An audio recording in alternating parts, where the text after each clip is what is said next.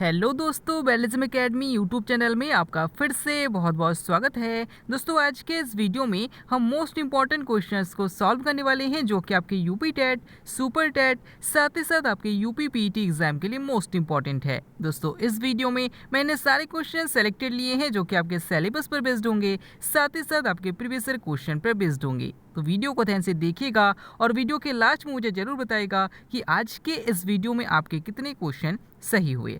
तो बिना देरी करते हुए चलिए शुरू करते हैं सबसे पहले क्वेश्चन से। सबसे पहला क्वेश्चन है, चंदन की लकड़ी के लिए प्रसिद्ध राज्य कौन सा है? ऑप्शन आपके सामने Tamil Nadu, option B Karnataka, option C Manipur या फिर ऑप्शन डी उड़ीसा। इसका सही आंसर हो जाएगा ऑप्शन बी कर्नाटक। दोस्तों, याद रखिएगा कि चंदन की लकड़ी के लिए जो प्रसिद्ध राज्य है वो कर्नाटक है। अगर आपसे पूछा जाता है कि चंदन की लकड़ी सबसे अधिक किस पहाड़ी पर पाई जाती है तो याद रखिएगा नीलगिरी की पहाड़ी पर पाई जाती है। अगला क्वेश्चन, मानव शरीर में लाल रुधिर कणिकाओं का क्या कार्य है? यानी कि जो आरबीसीज होती हैं इनका क्या कार्य है? ऑप्शन आपके सामने है, घावों को भरना, ऑप्शन बी ऑक्सीजन का परिवहन, ऑप्शन सी रोग प्रतिरोधक क्षमता उत्पन्न करना या फिर ऑप्शन डी इनमें से कोई नहीं। इसका सही आंसर हो जाएगा ऑप्शन बी ऑक्सीजन का परिवहन। दोस्तों, याद रखिएगा कि जो आरबीसीज होती है ये हमारी बॉडी में रक्त के साथ ऑक्सीजन का परिवहन पूरी शरीर में करने का कार्य करते हैं। और याद रखिएगा कि जो डब्ल्यूबीसी है ये घाव को भरते हैं, साथ ही साथ रोग प्रतिरोधक क्षमता उत्पन्न करते हैं। अगला क्वेश्चन, महावीर स्वामी कौन से तीर्थंकर थे? ऑप्शन आपके सामने है 23वें, ऑप्शन बी 24वें, ऑप्शन सी 22वें या फिर ऑप्शन डी पहले। इसका सही आंसर हो जाएगा ऑप्शन बी 24वें। दोस्तों, याद रखिएगा कि महावीर स्वामी जैन धर्म से संबंधित थे और ये 24वें तीर्थंकर थे। अगर आपसे पूछा जाता है कि पहले तीर्थंकर कौन थे तो याद रखिएगा ऋषभदेव थे। अगला क्वेश्चन, कोशिकाओं का अध्ययन क्या कहलाता है? ऑप्शन आपके सामने histology, option B cytology, option C limnology या फिर ऑप्शन डी ऑफियोलॉजी। इसका सही आंसर हो जाएगा ऑप्शन बी साइटोलॉजी। दोस्तों, याद रखिए कि कोशिकाओं का अध्ययन साइटोलॉजी कहलाता है, ऊतकों का अध्ययन हिस्टोलॉजी कहलाता है, झीलों का अध्ययन लिम्नोलॉजी कहलाता है और सांपों का अध्ययन ऑफियोलॉजी कहलाता है। अगला क्वेश्चन, पिन घाटी राष्ट्रीय उद्यान कहाँ स्थित है? ऑप्शन आपके सामने Assam, option B Uttarakhand, option C Ladakh या फिर ऑप्शन डी हिमाचल प्रदेश। इसका सही आंसर हो जाएगा ऑप्शन डी हिमाचल प्रदेश। दोस्तों, याद रखिएगा कि पिन घाटी राष्ट्रीय उद्यान सब हिमाचल प्रदेश में स्थित है और पिन घाटी राष्ट्रीय उद्यान में सबसे अधिक बर्फ में रहने वाले जीव पाए जाते हैं। अगला क्वेश्चन, लावणी किस राज्य का प्रसिद्ध लोक नृत्य है? ऑप्शन आपके सामने Maharashtra, option B Karnataka, option C Mizoram या फिर ऑप्शन डी आंध्र प्रदेश। इसका ऑप्शन ए महाराष्ट्र। दोस्तों, याद रखिए कि महाराष्ट्र का जो प्रसिद्ध लोक नृत्य है वो लावणी है। अगर आपसे पूछा जाता है कि कर्नाटक का प्रसिद्ध लोक नृत्य कौन सा है तो याद रखिएगा यक्षगान है। और अगर आपसे पूछा जाता है कि आंध्र प्रदेश का प्रसिद्ध लोक नृत्य कौन सा है तो याद रखिएगा कुचिपुड़ी है। अगला क्वेश्चन, मूल संविधान की 8वीं अनुसूची में कितने भाषाओं का उल्लेख था? ऑप्शन आपके सामने 18, ऑप्शन बी 22, ऑप्शन सी 14 या फिर ऑप्शन डी 10। इसका सही आंसर हो जाएगा ऑप्शन सी 14। दोस्तों, याद रखिएगा कि यहाँ पर आपसे पूछा गया है कि मूल संविधान यानी कि जब संविधान को लागू किया गया था तो 8वीं अनुसूची में जो भाषाएं हैं उन कितनी भाषाओं को उल्लेख था तो याद रखिएगा 14 भाषाओं को उल्लेख था। और अगर आपसे पूछा जाता है कि वर्तमान में संविधान की 8वीं अनुसूची में कितनी भाषाओं का उल्लेख है तो याद रखिएगा 22 है। अगला क्वेश्चन, भारत में अब तक कितनी बार राष्ट्रपति द्वारा वित्तीय आपातकाल की घोषणा हो चुकी है? ऑप्शन आपके सामने 5 बार, ऑप्शन बी 2 बार, ऑप्शन सी 1 बार या फिर ऑप्शन डी 1 बार भी नहीं। इसका सही आंसर हो जाएगा ऑप्शन डी 1 बार भी नहीं। दोस्तों, अगर आपसे पूछा जाता है कि आपातकाल की जो व्याख्या है वो किस भाग में है तो याद रखिएगा भाग 18 में है। अगर आपसे पूछा जाता है कि राष्ट्रपति द्वारा वित्तीय आपातकाल की घोषणा का उल्लेख भारतीय संविधान के किस अनुच्छेद में है तो याद रखिएगा अनुच्छेद 360 में है और अभी तक एक बार भी वित्तीय आपातकाल लागू नहीं हुआ है।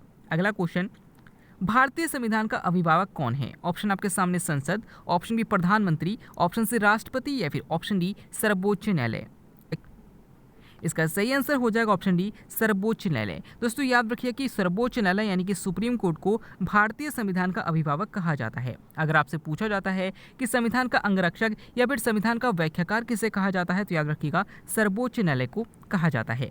अगला क्वेश्चन, गांधी जी दक्षिण अफ्रीका कितने वर्ष तक रहे थे? ऑप्शन आपके सामने 15 वर्ष, ऑप्शन बी 21 वर्ष, ऑप्शन सी 18 वर्ष या फिर ऑप्शन डी इसका सही आंसर हो जाएगा ऑप्शन बी 21 वर्ष। दोस्तों याद रखिए कि गांधी जी साउथ अफ्रीका में 21 वर्ष तक रहे थे। उसके बाद 9 जनवरी 1915 को गांधी जी 21 साल बाद भारत लौटे थे और इसीलिए 9 जनवरी को हम प्रवासी भारतीय दिवस मनाते हैं। तो अगर आपसे पूछा जाता है कि प्रवासी भारतीय दिवस कब मनाया जाता है तो याद रखिएगा 9 जनवरी को प्रतिवर्ष मनाया जाता है। अगला क्वेश्चन, चीनी यात्री हुएनसांग किसके शासनकाल में आया था? ऑप्शन आपके सामने Harshvardhan, option B Chandragupta Maurya, option C Ashok या फिर ऑप्शन डी चंद्रगुप्त द्वितीय। इसका सही आंसर हो जाएगा ऑप्शन ए हर्षवर्धन। दोस्तों याद रखिएगा कि चीनी यात्री हुएनसांग जो है वो हर्षवर्धन के शासनकाल में आया था। और अगर आपसे पूछा जाता है कि चीनी यात्री फाहियान किसके शासनकाल में आया था तो याद रखिएगा चंद्रगुप्त द्वितीय के शासनकाल में आया था। अगला क्वेश्चन, भारत भारती के रचनाकार कौन है? ऑप्शन आपके सामने है Jaishankar Prasad, option B Maithili Sharan Gupt, option C Mahadevi Verma या फिर ऑप्शन डी मुंशी प्रेमचंद। इसका सही आंसर हो जाएगा ऑप्शन बी मैथिली शरण गुप्त। दोस्तों याद रखिएगा कि भारत भारती के जो रचनाकार है वो मैथिली शरण गुप्त है और साकेत के भी जो रचनाकार है वो मैथिली शरण गुप्त है। अगला क्वेश्चन, संविधान सभा के उद्घाटन अधिवेशन की अध्यक्षता किसके द्वारा की गई थी? ऑप्शन आपके सामने है doctor Rajendra Prasad, option B Pandit Jawaharlal Nehru, option C जेबी कृपलानी या फिर ऑप्शन डी सच्चिदानंद सिन्हा। इसका सही आंसर हो जाएगा ऑप्शन डी सच्चिदानंद सिन्हा। दोस्तों याद रखिएगा कि संविधान सभा की पहली बैठक की अध्यक्षता सच्चिदानंद सिन्हा के द्वारा 9 दिसंबर 1946 को की गई थी। और अगर आपसे पूछा जाता है कि संविधान सभा की अस्थायी बैठक की अध्यक्षता किसके द्वारा की गई थी तो याद रखिएगा डॉक्टर राजेंद्र प्रसाद के द्वारा 11 दिसंबर 1946 को की गई थी। अगला क्वेश्चन, भारतीय राष्ट्रीय कांग्रेस की अध्यक्षता करने वाली पहली महिला कौन थी? ऑप्शन आपके सामने Sarojini Naidu, option B Annie Besant, option C Indira Gandhi या फिर ऑप्शन डी अरुणा आसफ अली। इसका सही आंसर हो जाएगा ऑप्शन बी एनी बेसेंट। दोस्तों याद रखिए कि अगर आपसे पूछा जाता है कि भारतीय राष्ट्रीय कांग्रेस की अध्यक्षता करने वाली पहली महिला कौन थी तो एनी बेसेंट थी। और अगर आपसे पूछा जाता है कि भारतीय राष्ट्रीय कांग्रेस की अध्यक्षता करने वाली पहली भारतीय महिला कौन थी तो याद रखिएगा सरोजिनी नायडू थी।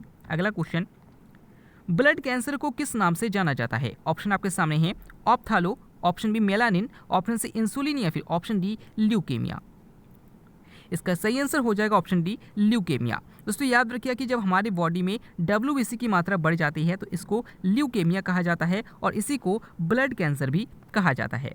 अगला क्वेश्चन, निम्नलिखित में से कौन सा एक अर्धविकसित बच्चा जन्म देता है? ऑप्शन आपके सामने कीवी, ऑप्शन बी चूहा, ऑप्शन सी कंगारू या फिर ऑप्शन डी बकरी। इसका सही आंसर हो जाएगा ऑप्शन सी कंगारू। दोस्तों याद रखिए कि कंगारू क्या करता है कि कंगारू में जब बच्चे का सर का विकास हो जाता है वो तो बच्चे का जो सर होता है वो बाहर आ जाता है पेट के पास और बाकी पूरा बॉडी जो रहता है वो उसके पेट के अंदर ही रहता है। तो याद रखिएगा कि ये एकमात्र ऐसा जीव है जिसमें अर्धविकसित बच्चे को जन्म देने की शक्ति पाई जाती है। अगला क्वेश्चन, मायोपिया का अर्थ क्या होता है? ऑप्शन आपके सामने दूरदृष्टि दोष, ऑप्शन बी निकट दृष्टि दोष, ऑप्शन सी ए और बी दोनों या फिर ऑप्शन डी इनमें से कोई नहीं। इसका सही आंसर हो जाएगा ऑप्शन बी निकट दृष्टि दोष। दोस्तों याद रखिएगा कि निकट दृष्टि दोष को मायोपिया कहा जाता है और दूर दृष्टि दोष को हाइपर मायोपिया कहा जाता है। अगला क्वेश्चन, सात ताल झील भारत के किस राज्य में स्थित है? ऑप्शन आपके सामने Punjab, option B Uttarakhand, option C Himachal Pradesh या फिर ऑप्शन डी जम्मू कश्मीर। इसका सही आंसर हो जाएगा ऑप्शन बी उत्तराखंड। दोस्तों याद रखिए कि जितने भी झील के बाद आपको ताल मिलेगा वो सब के सब उत्तराखंड में हैं। जैसे कि नैनीताल को देखेंगे तो उसके भी लास्ट में ताल है और वो भी उत्तराखंड में स्थित है। अगला क्वेश्चन, हमारी आकाशगंगा की आकृति किस प्रकार की है? ऑप्शन आपके सामने सर्पिलाकार, ऑप्शन बी त्रिभुजाकार, ऑप्शन सी आयताकार या फिर ऑप्शन डी बेलनाकार।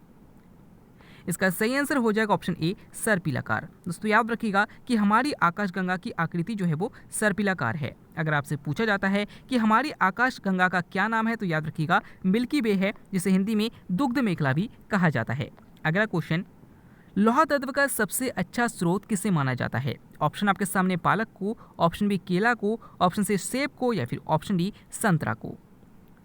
इसका सही आंसर हो जाएगा ऑप्शन ए पालक को। दोस्तों याद रखिए कि लोहे का सबसे अच्छा स्रोत जो है वो पालक को माना जाता है। इसीलिए जब बॉडी में आयरन की कमी हो जाती है तो डॉक्टर हमें हरी पत्तेदार सब्जियां खाने की सलाह देते हैं।